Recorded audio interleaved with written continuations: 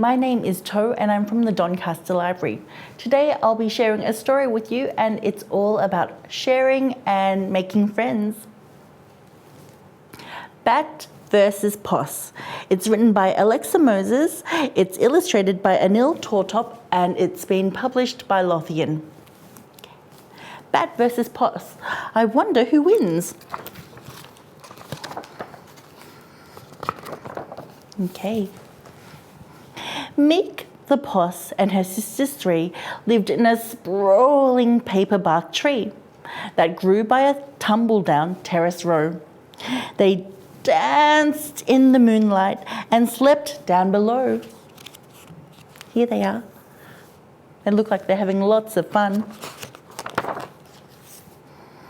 Then one night, something dropped with a growl and a squeak and plopped into the tree with a yowl and a shriek.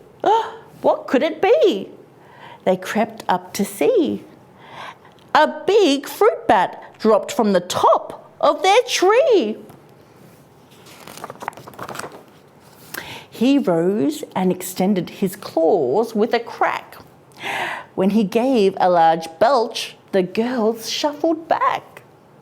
"I'm Squabbles the Bat," he said with a grin. "You can push off because I'm moving in." That's not nice, is it?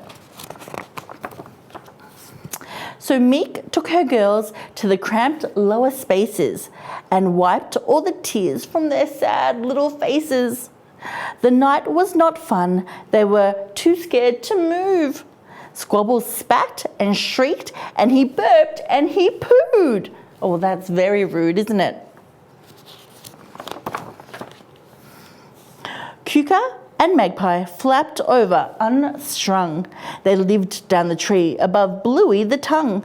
"You've got to get rid of that tiresome freak. You're bigger than us. Be firm with him, Meek."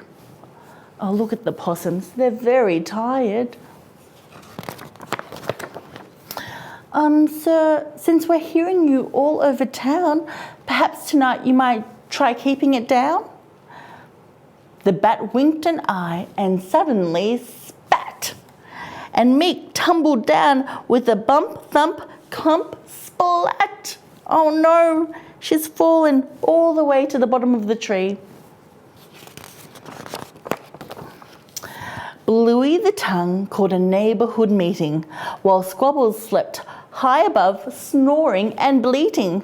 "We might as well leave," a minor bird cried.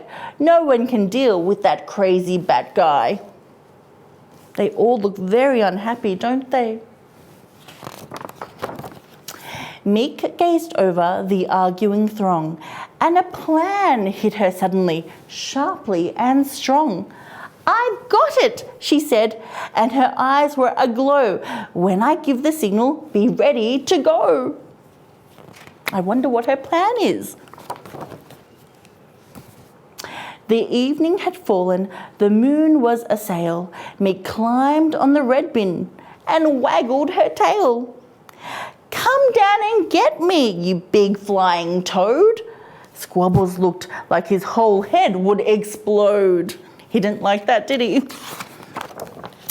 "I'll make a fur coat of you, festering rash." He swooped down to catch her and fell in the trash. Meek whistled and heard a rustling din as into the tree many creatures climbed in. Then Squabbles looked up and saw, with surprise, the dozens of furious, glistening eyes. Lizards and possums, birds, fluffy and trim, insects and reptiles, all glaring at him. Here he is. Meek scampered up and stood high in the tree. "We're kicking you out. Find another home, see?" Squabbles' lip wobbled. He tucked up his wings and started to hobble across the waste bins. He's very sad. "But Meek, doesn't everyone get second chances?" The littlest Poss piped up, drawing shamed glances. Meek hugged her sister, then called through the air, "You're welcome to stay if you're willing to share." Now Meek the Poss and her sisters 3 still live in that sprawling paperbark tree. With Kuka and Magpie and Squabbles the Bat, they mostly get on with occasional spats. But Squabbles now shares and he tries not to brawl. And when the moon's out, he gives joy rides to all. That's a nice ending to that story, don't you think? How about we sing a song about some possums? Possum up a tree, possum up a tree, hurry scurry, possum up a tree. Possum climbing down, hurry scurry, possum climbing down. I hope you enjoyed that. See you next time. Bye.